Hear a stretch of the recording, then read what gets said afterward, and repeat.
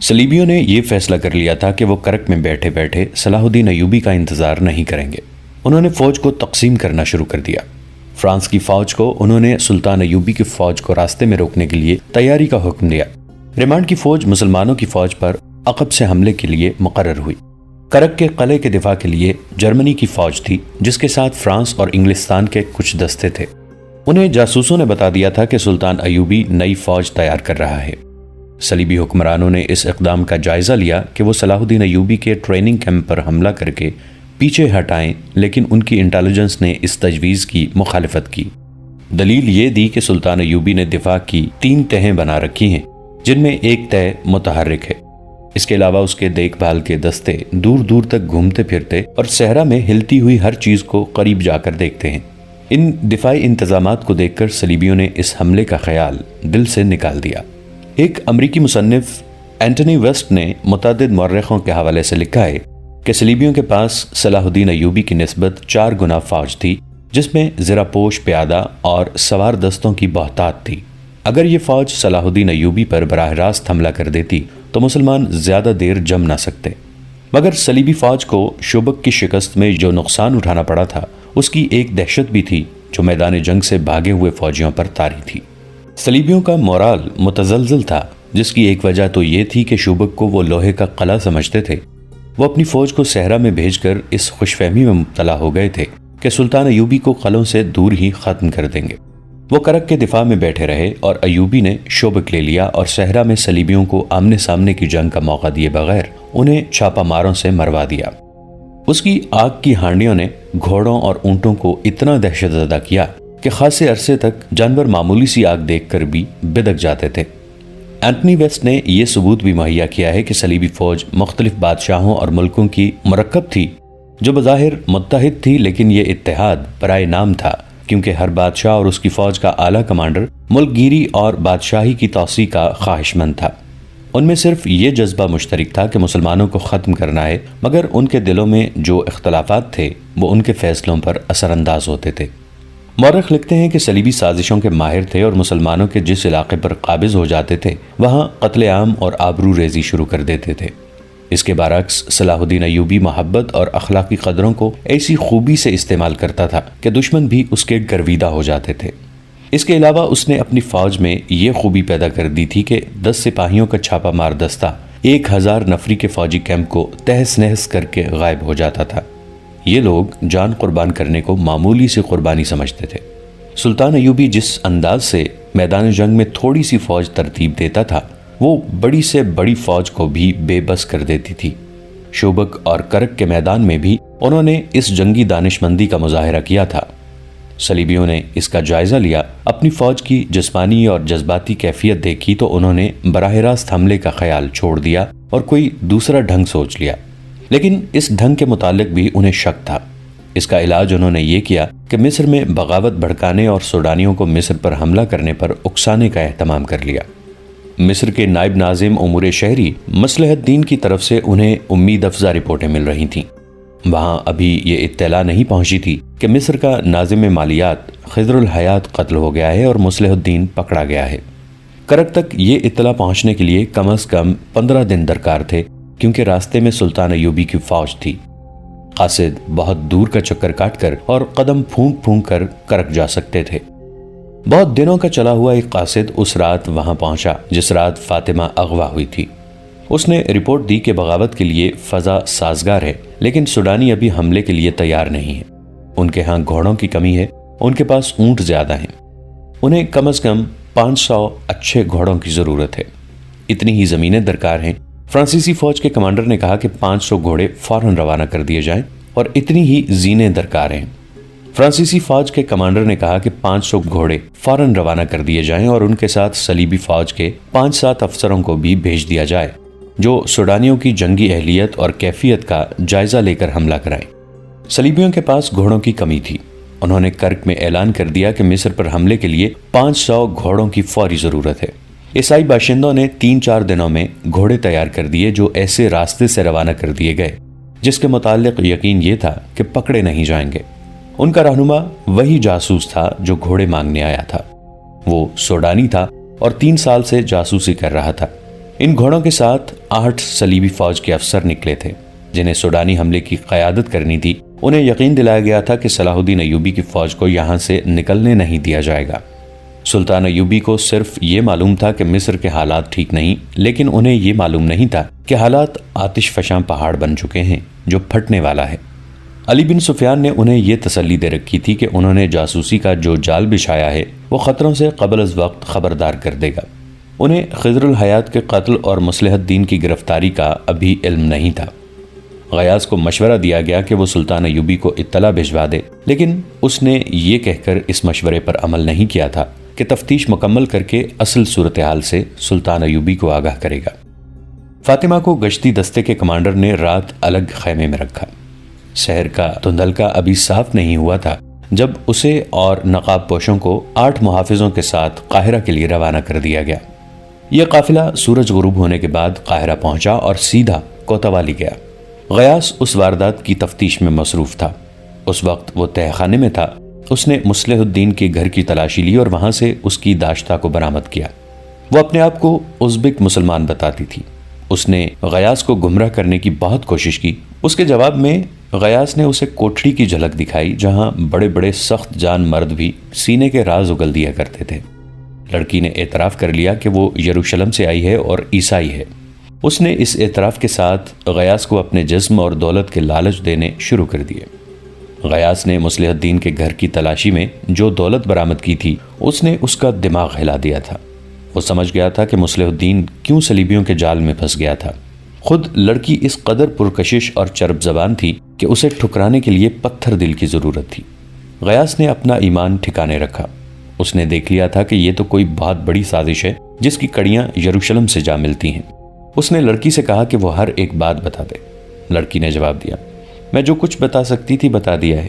اس سے آگے کچھ بتاؤں گی تو یہ صلیب کے ساتھ دھوکہ ہوگا۔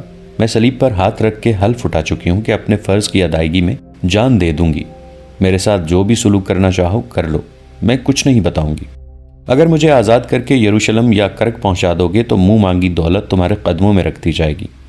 مصلح الدین تمہاری قید میں ہے، اس لیے پوچھ لو، وہ تمہارا بھائی ہے، شاید کچھ بتا دے۔ غیاث نے اس سے مزید کچھ بھی نہ پوچھا۔ وہ مصلح الدین کے پاس چلا گیا۔ مصلح الدین بڑی بری حالت میں تھا۔ اسے چھت کے ساتھ اس طرح لٹکایا گیا تھا کہ رسہ کلائیوں سے بندھا تھا اور اس کے پاؤں فرش سے اوپر تھے۔ غیاث نے جاتے ہی اس سے پوچھا، مصلح دوست، جو پوچھتا ہوں بتا دو، تمہاری بیوی کہاں ہے اور اسے کس نے اغوا کرایا ہے؟ اب تمہیں کچھ اور باتیں بھی بتانی پڑیں گی۔ تمہاری داشتہ اپنے آپ کو بے نقاب کر چکی ہے۔ کھول دو مجھے ذلیل انسان۔ مصلح الدین نے غصے اور درد سے دانت پیس کر کہا، امیر مصر کو آنے دے، میں تیرا یہی حشر کراؤں گا۔ اتنے میں غیاث کے ایک اہلکار نے اس کے کان میں کچھ کہا۔ حیرت سے اس کی آنکھیں ٹھہر گئیں۔ وہ دوڑتا ہوا تہہ خانے سے نکلا اور اوپر چلا گیا۔ وہاں مصلح الدین کی بیوی اور اسے اغوا کرنے والے 3 آدمی بیٹھے تھے۔ فاطمہ نے اسے بتایا کہ وہ کس طرح اغوا ہوئی اور تینوں کس طرح پکڑے گئے ہیں۔ غیاث فاطمہ اور تینوں مجرموں کو تہہ خانے میں لے گیا اور مصلح الدین کے سامنے جا کھڑا کیا۔ مصلح الدین نے انہیں دیکھا اور آنکھیں بند کر دیں۔ غیاث نے پوچھا، ان تینوں میں سے قاتل کون ہے؟ مصلح الدین خاموش رہا۔ غیاث نے 3 دفعہ پوچھا، وہ پھر بھی خاموش رہا۔ غیاث نے تہہ خانے کے ایک آدمی کو اشارہ کیا۔ وہ آدمی آگے آیا اور مصلح الدین کی کمر کے گرد بازو ڈال کر اس کے ساتھ لٹک گیا۔ اس آدمی کا وزن مصلح الدین کی کلائیاں کاٹنے لگا جو رسے سے بندھی ہوئی تھیں۔ اس نے درد سے چیختے ہوئے کہا، درمیان والا۔ بلبیس تینوں کو الگ لے گیا اور انہیں کہا کہ وہ بتا دیں کہ وہ کون ہیں اور یہ سارا سلسلہ کیا ہے، ورنہ وہ یہاں سے زندہ نہیں نکل سکیں گے۔ انہوں نے آپس میں مشورہ کیا اور بولنے پر رضامند ہو گئے۔ غیاث نے انہیں الگ الگ کر دیا اور فاطمہ کو اوپر لے گیا۔ فاطمہ نے اسے وہی بات سنائی جو سنائی جا چکی ہے۔ اس نے اپنے متعلق یہ بتایا کہ اس کی ماں سوڈانی اور باپ مصری ہے۔ 3 سال گزرے وہ اپنے باپ کے ساتھ مصر آئی۔ مصلح الدین نے اسے دیکھ لیا اور اس کے باپ کے پاس آدمی بھیجے۔ اسے یہ معلوم نہیں کہ رقم کتنی ملی ہوئی ہے۔ باپ اسے مصلح الدین کے گھر چھوڑ گیا اور ایک تھیلی لے کر چلا گیا۔ مصلح الدین نے ایک عالم اور چند ایک آدمیوں کو بلا کر باقاعدہ نکاح پڑھایا اور وہ اس کی بیوی بن گئی۔ وہ اس کے ساتھ بہت محبت کرتا تھا۔ محبت فاطمہ کی کمزوری تھی۔ باپ سے اسے محبت اور شفقت نہیں ملی تھی۔ اسے شک تھا کہ باپ اسے یہاں بیچنے کے لیے ہی لایا ہے۔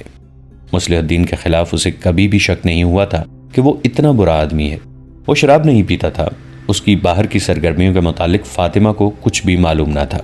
صلاح الدین ایوبی نے شوبک کی طرف کوچ کیا تو اس کے فوراً بعد مصلح الدین میں ایک تبدیلی آئی، وہ رات بہت دیر تک باہر رہنے لگا۔ ایک رات فاطمہ نے دیکھا کہ وہ شراب پی کر آیا ہے۔ فاطمہ کا باپ شرابی تھا، وہ شراب کی بو اور شرابی کو پہچان سکتی تھی۔ اس نے مصلح الدین کی محبت کی خاطر یہ بھی برداشت کیا۔ پھر گھر میں رات کے وقت اجنبی سے آدمی آنے لگے۔ مصلح الدین نے ایک رات فاطمہ کو اشرفیوں کی 2 تھیلیاں اور سونے کے چند ایک ٹکڑے دکھا کر گھر میں رکھ لیے، اور ایک رات جب وہ شراب میں بدمست ہو کر آیا تو اس نے فاطمہ سے کہا، اگر مصر کا شمالی علاقہ جو بحر روم کے ساحل کے ساتھ ملتا ہے مجھے مل جائے تو تم پسند کرو گی، یا سوڈان کی سرحد کے ساتھ کا علاقہ؟ تم جو پسند کرو اس کی تم ملکہ ہوگی اور میں بادشاہ۔ فاطمہ اتنے اونچے دماغ کی لڑکی نہیں تھی کہ اس سلسلے میں اس سے کچھ پوچھتی۔ وہ سمجھی کہ اس کا خاوند زیادہ شراب پی کر بہک گیا ہے، ہوش میں وہ ایسی باتیں نہیں کرتا تھا۔ پھر ایک روز ایک بڑی حسین لڑکی اس کے گھر لائی گئی، ساتھ 2 آدمی تھے، یہ لڑکی اس کے گھر میں ہی رہی۔ نکاح نہیں پڑھایا گیا۔ اس لڑکی نے فاطمہ کو دوست بنانے کی بہت کوشش کی، لیکن اسے اس لڑکی سے نفرت ہو گئی۔ اس لڑکی نے اس سے اس کا خاوند چھین لیا۔ اس کے بعد خضر الحیات کے قتل کا واقعہ ہوا۔ تینوں نقاب پوشوں نے پہلے غیاث کو غلط باتیں بتانے کی کوشش کی، لیکن غیاث انہیں راستے پر لے آیا۔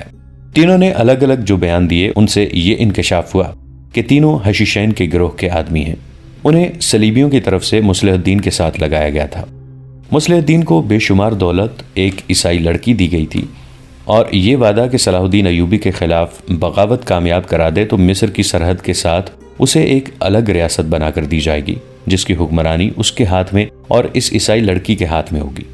مصلح الدین نے اعلیٰ حکام کو اپنے ہاتھ میں لینا شروع کر دیا تھا، مگر خضر الحیات اسے ہاتھ میں نہیں آ رہا تھا۔ مالیات اور بیت المال پر قبضہ ضروری تھا، جو خضر الحیات کی موجودگی میں ممکن نہ تھا۔ خزانے کا محافظ دستہ جانبازوں کا منتخب گروہ تھا۔ مصلح الدین خضر الحیات کو قتل کروا کے اس دستے کو تبدیل کرانا چاہتا تھا۔ اس میں باغی افراد رکھنے تھے اور 2 حشیشین۔ ان تینوں کے ذمے ہر اس حاکم کا قتل تھا جس کا فیصلہ مصلح الدین کو کرنا تھا۔ انہیں اس کام کی اجرت صلیبیوں کی طرف سے باقاعدہ مل رہی تھی۔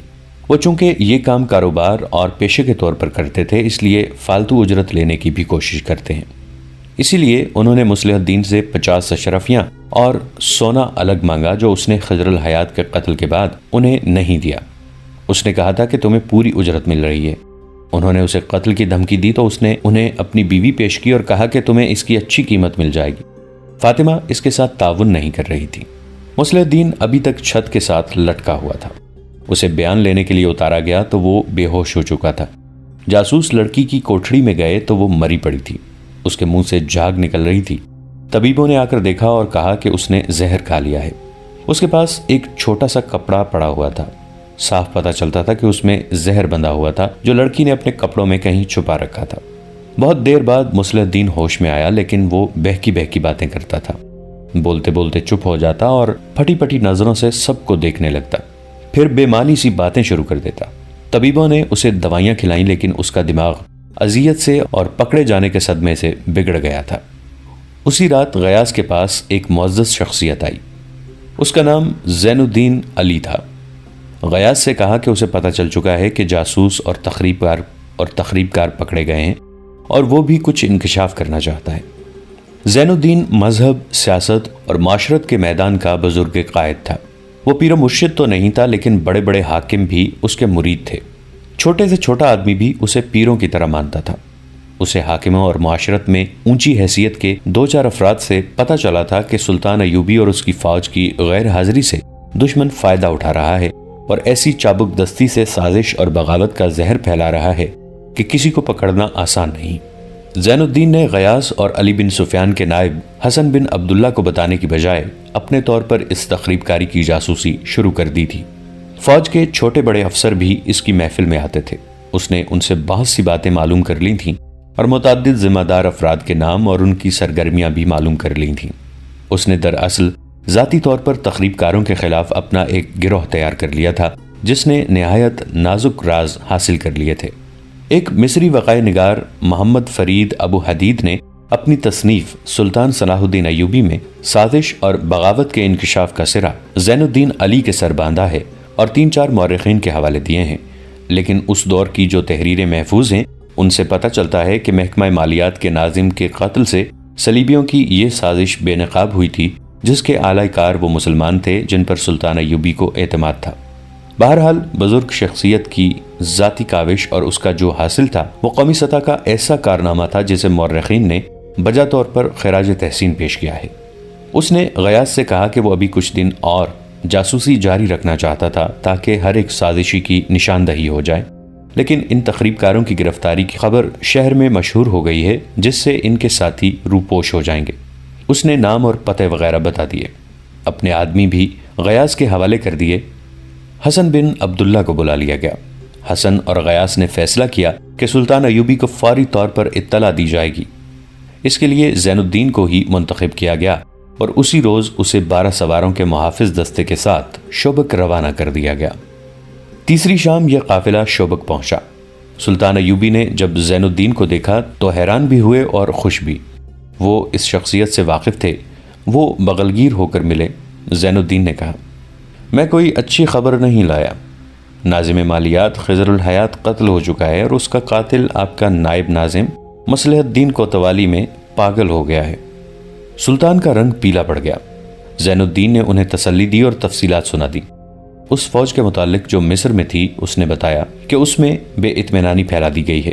اس قسم کی افواہیں پھیلا دی گئی ہیں کہ شوبک کو سر کرنے والی فوج کو سونے چاندی سے مالا مال کر دیا گیا ہے اور اسے عیسائی لڑکیاں بھی دی گئی ہیں۔ مصر والی فوج میں یہ دہشت بھی پیدا کر دی گئی ہے کہ سوڈانیوں کو بہت بڑا لشکر مصر پر حملہ کرنے والا ہے، جسے مصر کی یہ تھوڑی سی فوج نہیں روک سکے گی۔ اس فوج کے ہر ایک سپاہی کو قتل کرا دیا جائے گا اور صلاح الدین ایوبی چاہتا ہی یہی ہے کہ یہ فوج قتل ہو جائے۔ اس کے علاوہ یہ افواہ بھی پھیلائی گئی ہے کہ سلطان ایوبی محاذ پر شدید زخمی ہو گیا ہے، شاید زندہ نہیں رہے گا، اس کے کمانڈر وہاں منمانی کر رہے ہیں۔ زین الدین نے بتایا کہ سلطان ایوبی کے زخمی ہونے کی خبر پر یقین کر لیا گیا ہے، اسی لیے مصلح الدین جیسے حاکم مصر کو صلیبیوں کی مدد سے چھوٹے چھوٹے ٹکڑوں میں تقسیم کرنے اور اپنی خود مختار ریاستوں کے قیام کے انتظامات کر رہے ہیں۔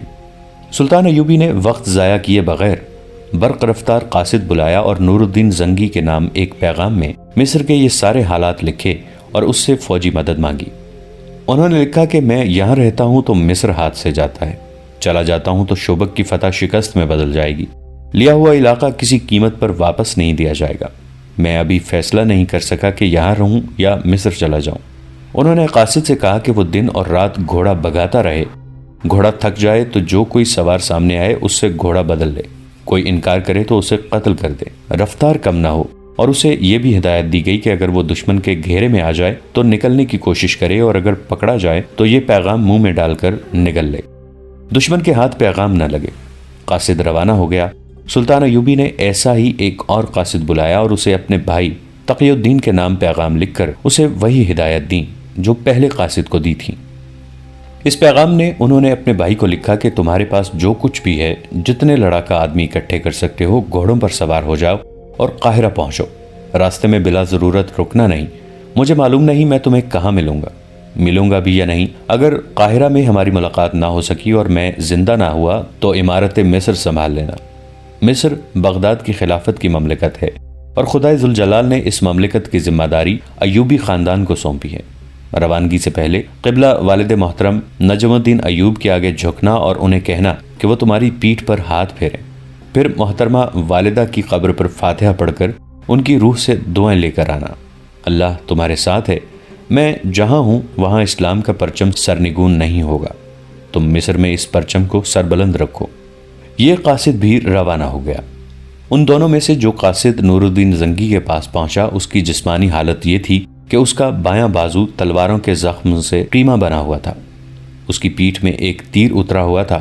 وہ زنگی کے قدموں میں گرا اور اتنا ہی کہہ سکا کہ راستے میں دشمن مل گیا تھا، اس حال میں پیغام لے کے نکلا ہوں۔ اس نے پیغام زنگی کے ہاتھ میں دیا اور شہید ہو گیا۔ نور الدین زنگی رحمۃ اللہ علیہ کی فوج جب شوبک کے قریب پہنچی تو قلعے اور شہر میں اعلان ہو گیا کہ صلیبیوں کا بہت بڑا حملہ آ رہا ہے۔ دوستو آج کے لیے اتنا ہی۔ اسی کہانی کی اگلی قسط کے ساتھ بہت جلد حاضر ہوں گے۔ نیچے کامنٹ سیکشن میں اپنی رائے کا اظہار ضرور کیجیے گا۔ ہمارے اس چینل کو سبسکرائب کر کے نیچے موجود بیل آئیکن کو بھی ضرور کلک کیجیے گا۔ اگلی ملاقات تک کے لیے ہمارا اور آپ کا اللہ نگہبان۔